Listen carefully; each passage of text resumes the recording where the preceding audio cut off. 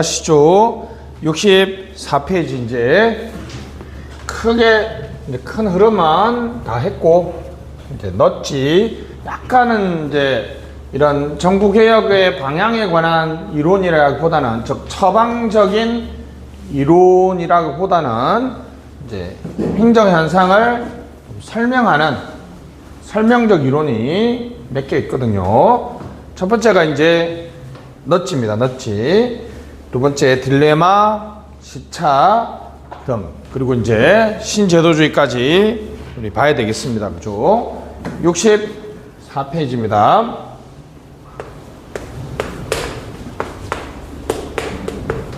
넛지는 우리 이제 영어 단어로 하면 옆구리를 슬쩍 지르는 거죠. 그죠? 이렇게 잠자는 친구 있으면 그냥 슬쩍 탁탁 하면 쳐주면 애들 벌떡 일어나는 것처럼. 그죠? 인간은 제한된 합리성을 가지고 있다는 것에 대해서는 여러분들이 다 동의하고, 그죠? 허버트 사이먼이 이런 주장을 했죠. 그러면 여러분들이 딱 어떤 현상을 봤을 때 어떤 의사결정을 할 때 여러분의 어떤 내면의 어떤 틀, 멘탈 모델이라고 한번 해볼까요? 어떤 여러분들이 어떤 사람을 처음 봤을 때 이 사람이 좋은 사람이야 나쁜 사람이다 라고 판단하는데 여러분만의 어떤 내면의 어떤 경험 법칙을 이용하거든요. 이걸 우리가 이제 휴리스틱이라고 합니다. 휴리스틱. 여러분도 다이소에 뭘 사러 가야 될지도 잘 결정 안 하고 가는 경우도 많지만 저번에 보니까 어떤 여학생 어디 가냐 그랬더니 다이소요. 그러니까 왜 그러니까 그냥요 그러더라고요. 뭘 사야 될지도 모르고 다이소에가 쇼핑 산책하러 가는 데는 아니잖아요. 그지? 사실 여러분들 그렇게 많이 가죠. 여러분들이 가끔은 보면 어떤 일이 있어요? 딱 갔는데 이 많은 것 중에 내가 뭘 사야 될지 모르는데 야 이거 좋다고 딱 사서 갔는데 집에 가니까 산 게 있지. 또 옛날에 사서 에이 별로였는데 했는데 또 사는 경우도 있죠. 그죠? 이럴 때 인간의 실패를 한단 말이에요. 오류. 근데 항상 여러분들이 휴리스틱이 잘못되어 있기 때문에 일관적으로 다시 뭐라고요? 자, 인간은 어떤 상태다? 제한된 합리성의 상태다. 그때 여러분들은 뭘 사용한다? 여러분만의 경험 법칙, 휴리스틱을 사용하는데 그게 항상 완벽하지 않기 때문에 항상 예측 가능하고 일관된 오류를 발생해요. 그죠? 그럼 이제 정부가 또는 외부에서 규제하거나 보조금을 줘서 하는 전통적인 방식이 아닙니다. 자, 무슨 설계? 선택 설계. 다시 무슨 설계? 선택 설계를 통해서. 다시 무슨 설계? 선택 설계. 즉 부드러운 개입. 부드러운 개입을 통해서 개인의 자유를 여러분 하지마! 해! 라는 거는 개인의 자유를 침범하는 거죠. 그래서 무슨 개입으로? 부드러운 개입을 통해서 선택 설계. 여러 가지가 있는데 이제 앞으로 이 내용까지 나오겠죠. 그죠? 가장 대표적인 게 시각정보. 그래서 이제 어떤 자연스러운 변화를 유도하는 것이 바로 넛지입니다. 넛지. 요런 걸 넛지라고 그러죠. 선택 설계. 개인의 자유를 침범하지 않아요. 개인의 자유를 침범하지 않습니다. 예를 들면 이제 이런 방식 한번 해볼까요, 여러분? 저기 직관적인 예를 한번 들어보겠습니다. 그죠? 자, 여러분 문이 있어요. 우리가 어느 날 보니까 문은 양쪽 다 열 수 있으면 사람들이 그냥 여러분들 습관적으로 아마 오른손잡이들은 오른쪽을 많이 열걸요. 그러면 이제 오른쪽을 많이 열면 오른쪽 문은 고장나기 일부 직전인데 왼쪽 문은 하도 안 써가지고 쌩쌩해. 여러분들 입장에서는 어떤 문을 사용하게 하고 싶어요? 왼쪽 문을 사용하게 하고 싶어 하죠. 그럼 우리나라에서 가장 대표적인 방식이 뭐예요? 이렇게 쫙 사용 금지 이렇게 붙이는 방식이죠. 이거는 규제하는 방식이라서 별로 바람직하지 않죠. 어떤 게 넛지 방식일까? 시각정보. 여기는 그냥 여러분 우리나라 사람들이 가장 싫어하는 뱀이나 지 사진만 하나 딱 붙여놓으면 어떡해요? 문 열려고 했는데 어이구 이렇게 가겠죠. 명령하거나 금지하지 않았죠. 부드러운 개입을 통해서 우리가 여기 가면 이제 제가 가끔 한번 실수를 많이 했고요. 여러분들 제가 이쪽 관악구에서 이쪽으로 오려면 좀 빨리, 오늘 엄청 빨리 왔어. 오늘 이상하게 사람들이 많이 없더라고요. 저는 이제 이 제2경인고속도로를 타는데 그 짧은 순간에 이제 무슨 영동고속도로를 타야 되거든요.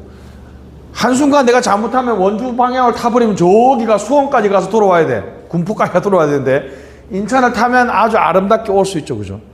근데 가끔 이게 애매해가지고 헷갈린다고. 근데 우리 도로공사 직원이 어떻게 했어요?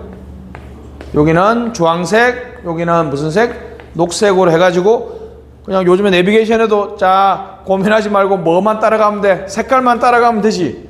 시각 정보를 통해서 엄청 바람직한 선택을 유도하는 거죠. 그죠? 이런 것들이 전형적인 이런 겁니다. 디폴트 옵션. 이제 이것도 말장난인데 자 한번 해보겠습니다. 텀블러를 여러분들 왜 사용 많이 안 할까요? 디폴트가 이제 기본 값이란 뜻입니다.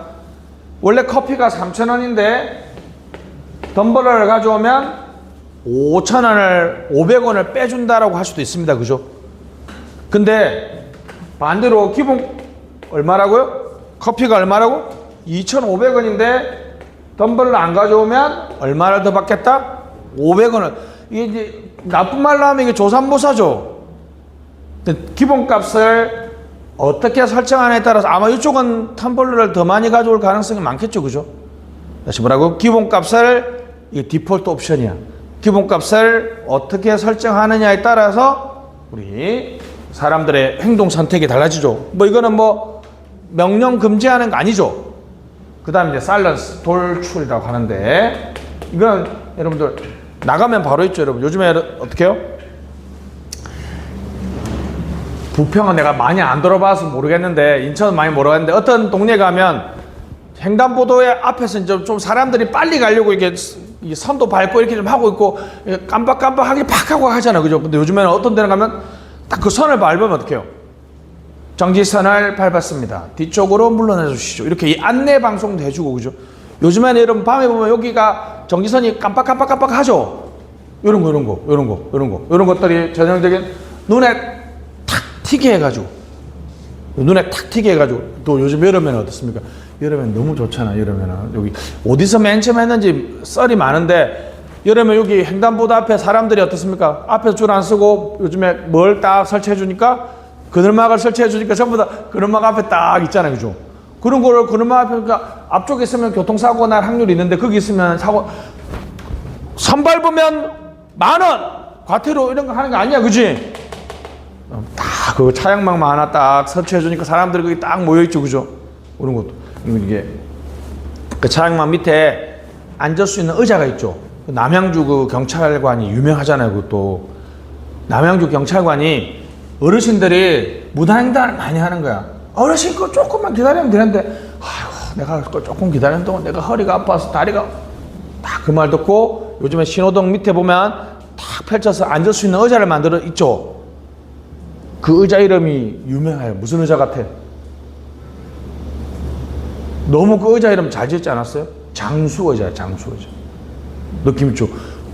남양주 그 경찰관 인터뷰도 많이 따오고 그랬잖아요. 그죠? 부드러운 개입을 통해서 사람들의 바람직한 행동. 아까 얘기했던 그거잖아요. 그래서 여러분 화장실 한 줄로 서기는 뭘로 해결됐다? 딱 줄 하나만 꺼놓으니까 그냥 다 해결됐죠. 이게 이제 여러분들이 동의할지 모르겠는데 무슨 행동이죠? 급진적이란 말은 막 엄청나게 크게 바뀐다는 거잖아. 빠르게. 점정주의는 천천히 조금씩 바뀐다는 거잖아요. 그죠? 자, 여러분 이런 건 뭐야?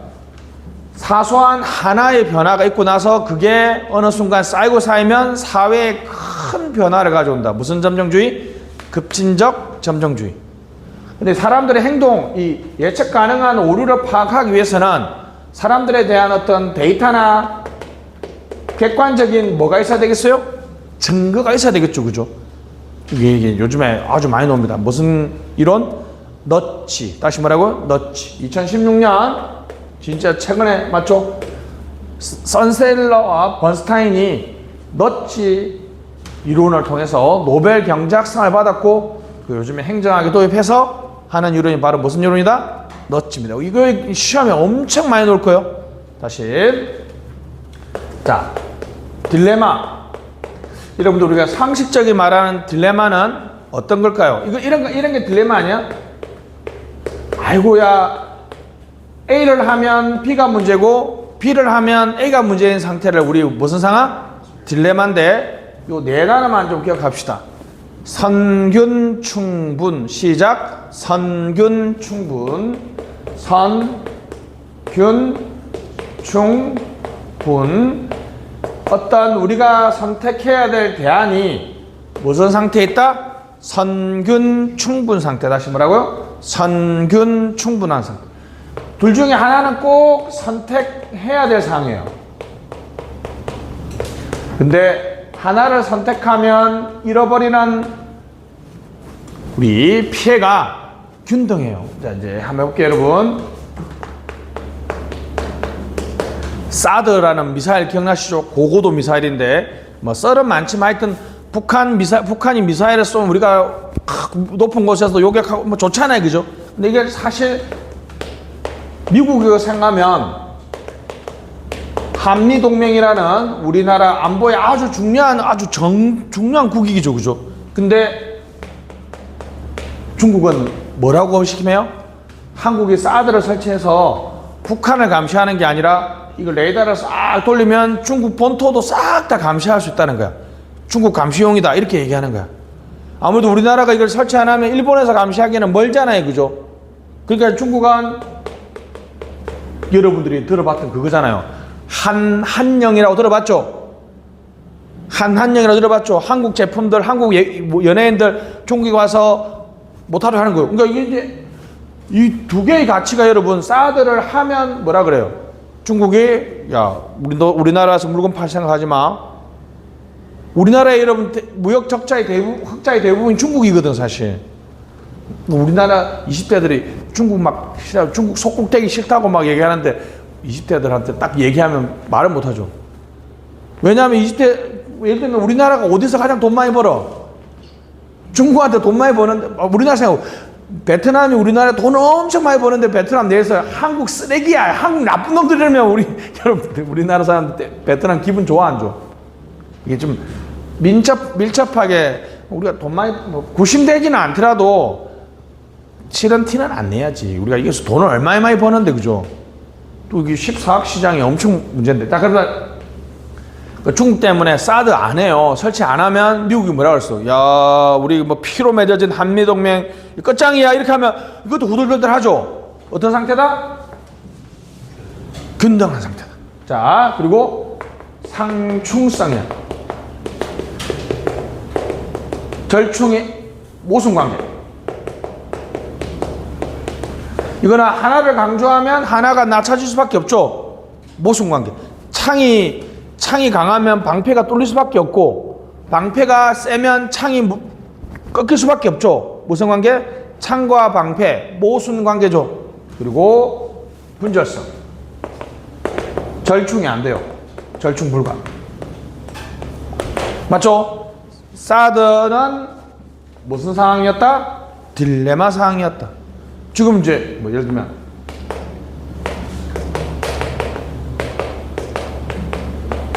여성 징병제 같은 거 한번 생각해 봅시다. 이것도 제가 보기엔 말 꺼냈다가는 무슨 상황에 처해질 수 있어요? 딜레마 상황에 처해질 수 있거든요. 자, 두 대안이 다시 뭐라고요? 두 대안이 무슨 상태? 선균 충분일 경우에는 의사결정에서 사람들이 합리적인 결정을 하지 못한다는 거예요. 왜? 우리나라가 미국에 가서 굽신굽신하고 중국에 가서도 굽신굽신 해야 되느냐? 바로 이러한 딜레마 상황에서는 의사결정자들은 소극적인 대응하고 적극적인 대응을 한단 말이에요. 특히 이거 이제 희생양이죠, 희생양. 회피, 비결정, 결정권의 이양. 지금 이제 근데 적극적인 거는 NCND입니다. 이게 여러분들이 꼭 해야 될 사항이죠, 그죠? 이제 non-confirm 있다. 라고 하지 않는 거. non deny. 부정한다는 뜻이 deny죠. 긍정도 부정도 하지 않는 거. 남자분들한테는 딜레마 이론 설명하기엔 너무 쉽습니다. 이게 여자친구, 나중에 애인이 생기고 부인이면 좀 달라. 부인이면 좀 다른데, 자, 여자친구가 한참 사귈 동안에 이렇게 한다고. 오빠, 물에 자기 엄마하고 내가 빠지면 누구부터 구할 거야? 이렇게 얘기하는 거야. 그럼 이제 이게 지금 성균 충분 상태죠. 성균 충분 상태죠. 그러면 이제 맨 처음에 어떻게 해야 된다고? 아유, 내가 어쩔 수 없이 엄마를 고르는데 그 대신에 니한테는 내가 백 사줄게 라고 뭐야? 희생양을 한다든지, 그 다음 뭐야?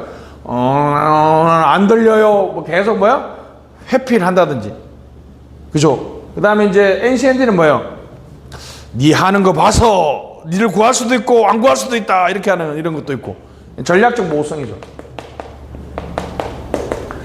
요 내용은 잘 안 나오고 여기 잘 나옵니다. 다시 딜레마 사항은 어떤 사항이다? 두 대안이 선균 충분한 사항. 다시 뭐라고요? 선균 충분한 사항이 딜레마 사항입니다. 딜레마 사항에서는 이렇게 왜 너무 봐봐요 여러분. 이 딜레마 모양은 어떤 면에서 좀 우수하냐면 이런 면이죠. 합리론자들의 관점에서는 왜 결정의 시간을 질질 끌지? 이해 안 되죠. 비용 편익 분석을 해서 대안이 명확하면 그냥 하나만 선택하면 되는데 합리론에서는 전혀 설명이 안 되고 있습니다. 그죠? 그런 측면에서 문제가 좀 될 수 있습니다. 자, 그 다음에 시차이론입니다. 시차이론. 요거는 이제 시험에 좀 잘 안 나와요. 자, 여러분, 자, 이게 이제 한번 자, 사회과학하고 자연과학에 좀 차이가 나는 게 이런 겁니다. 1 더하기 2 더하기 3도 6이고 1 더하기 3 더하기 2도 6이죠. 자연과학에서는 순서가 별로 중요하지 않죠. 그죠? 자, 이제 예를 들면 사회과학에서는 기존의 인사행정을 1이라고 할게요. 기존의 인사행정에서 우리가 잘 알다시피 공무원들이 무산이라고 복지부동하니까 개방형이라는 제도. 개방형 임용을 한다는 말은 여러분 외부에 있는 민간 전문가들이 좀 더 일을 잘할 수 있다라는 전제를 하는 거죠. 그죠? 그랬더니 공무원들이 아니 말이 안 되는 게 여러분 여기에 있는 공무원을 뽑는데 공무원들이 요 동네에서 무사한 일 하면 다른 공무원들도 여기 가서 경쟁할 수 있도록 해주고 맞죠? 만약 여기도 이 사람이 적합하지 않으면 이제 민간의 전문가를 데려오는 게 더 맞는 거잖아요. 그죠? 그러니까 갑자기 개방형을 했다가 공무원들이 아니 내부에서 공모 한번 해보세요. 공무원 중에서도 전문가가 있을 수 있잖아요. 그죠? 근데 만약에 봐보세요. 기존 인사행정에 문제가 많았어. 그래서 야 내부에서 공모를 해봤더니 그래도 공무원들 다른 부처나 다른 기관의 전문가들이 없더라. 그래서 뭐 하겠다? 개방형을 하겠다라고 하면 자연과학에서는 순서가 안 중요하지만 사회과학에서는 순서가 엄청 중요하죠. 뭐냐 이게 그냥 웃자고 하니까 너무 심하게 듣지만 남녀가 사귀면 손을 먼저 잡고 뽀뽀해야지 뽀뽀하고 손 잡는 거 이게 좀 이상하잖아 순서가. 아니 손잡고 뽀뽀하는 뽀뽀하고 손잡고는 같다 이렇게 얘기하면 안 되지. 그지? 전자는 싸다고 맞을 거고 후자는 아주 진도를 잘 순서대로 잘 가고 있다고 얘기할 수 있겠죠. 그죠? 그러니까 이거는 성공적으로 운영될 가능성이 많지만 이거는 실패할 가능성이 많겠죠. 뭐가 중요해요? 시차. 가장 중요한 거는 순서. 맞죠? 순서. 제도 도입에 뭐가 중요하다? 순서가 중요합니다. 순서. 순서라는 거는 이제 인과관계가 중요하다는 거죠. 인과관계. 그리고 두 번째, 자 여러분 내부 공모를 하고 나서 얼마 정도 기다렸다가 개방해야 될까? 한 번만 딱 해보고 봐봐 전문가 없지? 개방이 간다 그러면 에이 쇼 하네 이렇게 할 거 아니에요. 그죠? 그렇다고 뭐 10년 동안 해보고 하자는 것도 말이 안 되잖아요. 그죠? 무슨 기간이 중요하다? 성숙 기간도 되게 중요하죠. 그죠? 성숙 기간. 그리고 장기 단기 시간관입니다. 만약에 지금 여러분 이 제도 개혁을 추진하는 사람이 10년, 5년, 1년이라고 합시다. 이 제도개혁을 추진한 사람이 10년 동안의 관점에서 내가 이 제도개혁을 추진한다 그러면 도입의 순서나 성숙기간이 달라지겠죠. 내가 2년 안에 끝내야 돼. 시간간이 길어요? 짧아요? 짧잖아요. 그죠? 그러면 이건 너무 쉽잖아요. 여러분 다들 이제 목표를 제가 잘 모르겠지만 뭐 기본적으로 공무원 공부하러 들어오면 한 뭐 길어봤자 2년 정도 보잖아요. 그죠? 2년이 뭐야? 보통 1년 근데 뭐 6개월 안에 끝내야지 이렇게 생각하고 들어오면 여러분 2년 동안에 내가 공부에 시간간을 가지면 좀 차근차근 이렇게 가겠지만 1년 정도 하면 문제풀이 이론 막 쌀이 막 때려받아야 되고 공부 시간도 엄청 많아야 되죠. 어떤 제도개혁에 성공하려면 뭐가 중요하다? 내가 장기적으로 할 거냐 단기적으로 할 거냐. 무슨 관이 중요하다? 시간관이 중요하단 말이죠. 그죠? 시간관이 중요합니다. 기타 시간적 요소들이 있는데 시차이론도 뭐 그렇듯한 설명력을 제공해 주죠. 그러니까 예를 들면 시차이론에서는 어떤 제도가 성공적으로 도입되지 않는 이유가 무엇 때문이다? 시차 때문이라는 거죠. 그죠? 시간 차이를 고려하지 않기 때문이라는 겁니다. 자, 그래서 뭐 그다음에 이제 그 논변 모형은 별로 중요하지 않으니까 논변 모형은 잠깐만요. 조금 이따 그냥 내용을 간단하게 그냥 이건 뭐 논변 모형 일단 시험에 전체 시험에서 딱 한 번밖에 안 나왔으니까 논변 모형은 그냥 책 내용만 잠깐 봅시다. 잠깐만요. 자, 우리 교재 65페이지 너치 역설적 지러다 밑줄 였습니다. 자, 맨 끝에 행동적 시장 실패 밑줄. 다시 무슨 시장 실패? 행동적 시장 실패 됐습니다. 배경은 꼭 밑에 표 보시면 제한된 합리성이라고 찾았죠. 제한된 합리성, 생태적 합리성이라고 하기도 하고요. 때로는 경제적 인간이지만 사회적 선호나 사회적 본능에 사용합니다.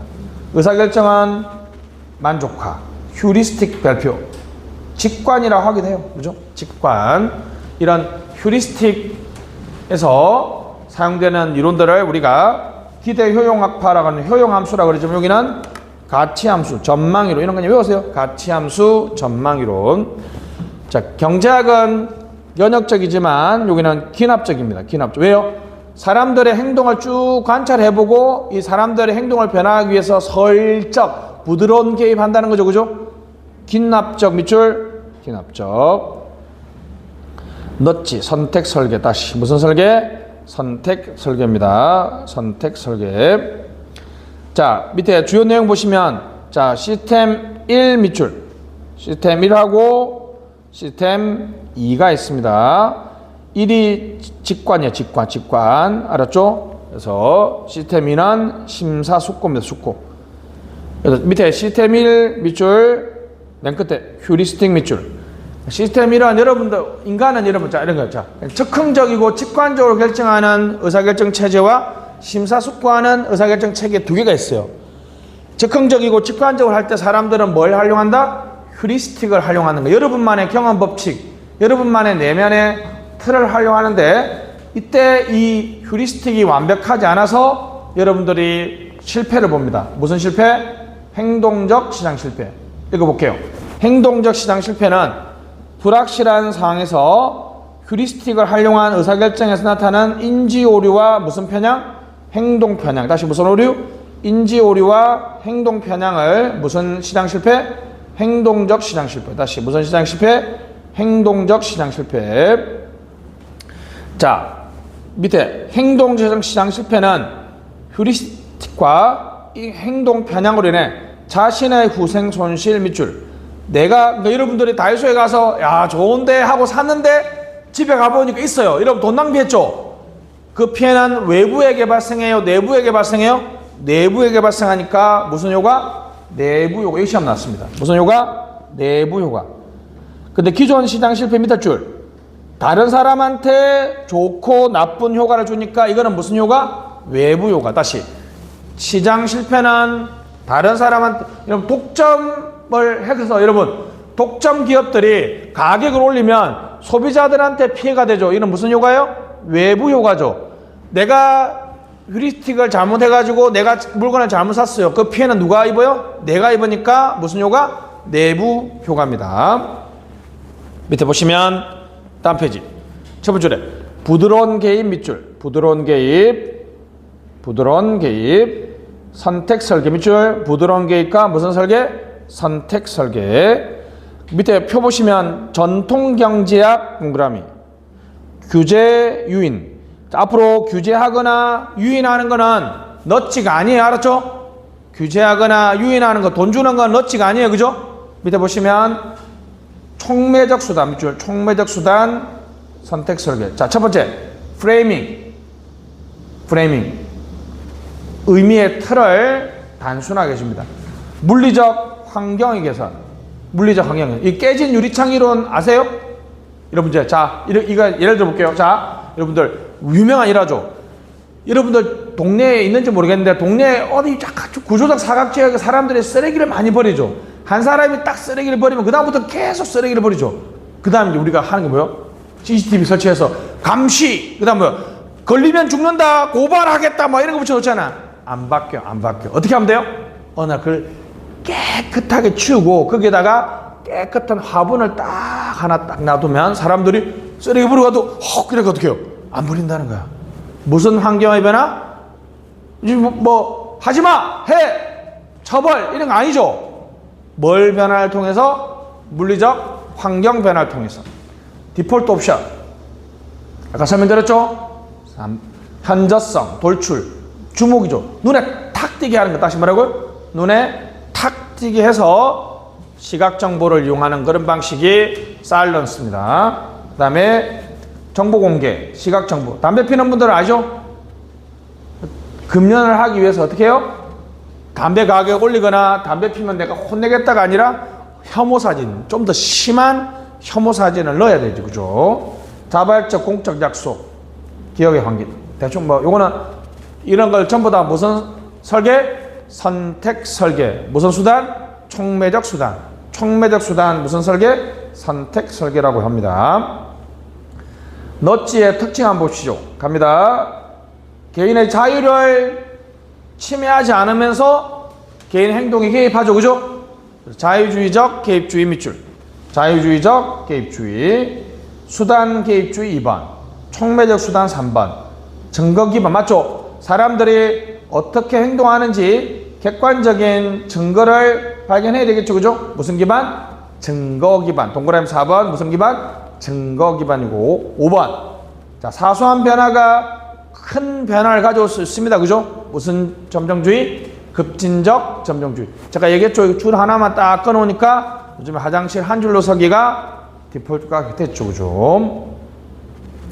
자, 너치를 활용하는 OECD나 영국이 있습니다. 넘어가시고 밑에 양가 6번. 너치 이론의 장점 1개. 자, 선택의 자유를 보장하고 강압적이지 않으니까 참 좋죠. 뭐 명령 금지하거나 보조금 안 주니까 비용도 잘 안 들죠. 근데 단점이 뭐예요? 이게 이런 거죠. 이런 문자. 아이고 여기 오른쪽 오른문 이용 안 하는 게 좋잖아요. 라는 뭐 가부장적인 개입주의가 있는 거죠. 그죠? 가부장적인 개입주의. 사소한 변화의 효과 지속성에 의문이 있습니다. 그죠? 이런 건 또 맞아요. 사실. 왜냐면 제가 여러분 내가 그 광명역 화장실을 내가 너무 자주 이용해서 그런지 모르겠는데 어느 날 가보면 딱 한 줄로 서 있거든요. 어느 날 가보면 또 그 딱 화장실 앞에 또 이렇게 다 칸마다 또 서 있어. 내가 이렇게 쭉 이렇게 한 번씩 보니까 처음 서는 사람이 칸에 앞에 서면 그 다음 사는 분도 그냥 칸에 앞에 서는데 처음 사는 사람이 딱 그 줄 앞에 서면 뒤에 사람들 줄 앞에 서죠. 그죠? 그 급진적 점정기로 설명했는데 이게 계속 된다는 보장도 사실 없죠. 그죠? 여기 뭐 부평역 화장실은 그게 있는 성립하는 줄도 저는 가보진 않았는데 내 느낌에 성립 안 할 것 같긴 한데 뭐 여자 화장실은 모르겠지만 하여튼 근데 이제 이게 재밌는 건 뭡니까? 행동적 시장 실패면 행동적 정부 실패도 있겠죠. 행동적 정부 실패가 발생할 가능성도 있습니다. 자, 17번 무슨 이론? 시차 이론. 동그라미 1번 시간 차이 밑줄 시간적 차이를 두고 하는 것이죠. 됐습니다. 연구 내용 보시면 가장 많이 연구하는 게 무슨 관계? 선후관계. 아까 설명했죠? 선후관계. 근데 인과관계는 항상 정태적이 아니라 바뀌죠. 인과관계의 무슨 성격? 동태적 성격. 동태적 성격. 자, 장기냐 단기냐에 따라서 내가 도입해야 될 변수들이 달라지죠. 무슨 관? 시간관. 장기와 단기. 그 다음에 성숙기간이 있죠. 그죠? 무슨 기간? 성숙기간. 성숙기간이 있습니다. 자, 시험 잘 안 나옵니다. 논변 접근은 법정에서 변호사와 검사 밑줄. 주장의 정당성. 다시 밑에 줄. 주장의 정당성. 자, 이게 맞고 틀리고를 검증하는 이론이 아니에요. 논변 접근은. 자, 여러분, 법정에서 이 사람 유죄예요. 그러면 이 사람은 무죄로 이 주장을 하고 반증을 하겠죠. 그 주장들을 체계적으로 정리해서 양자의 타협을 유도하는 것이 무슨 접근이다? 논변 접근이죠. 동그라미 3번. 상호 타협과 합의를 도출하려고 하는 게 무슨 접근이다? 논변 접근이다. 알았죠? 그냥 이거는 시험은 그냥 안 나오니까 그냥 대충 요 정도만 합시다. 넘어갑시다. 자, 19번. 무슨 이론? 딜레마 이론입니다. 딜레마 이론. 자, 뭐 다른 말로 하면 기회 손실이 커다 밑줄. 기회 비용이 아니라 무슨 손실? 기회 손실. 다시 뭐라고요?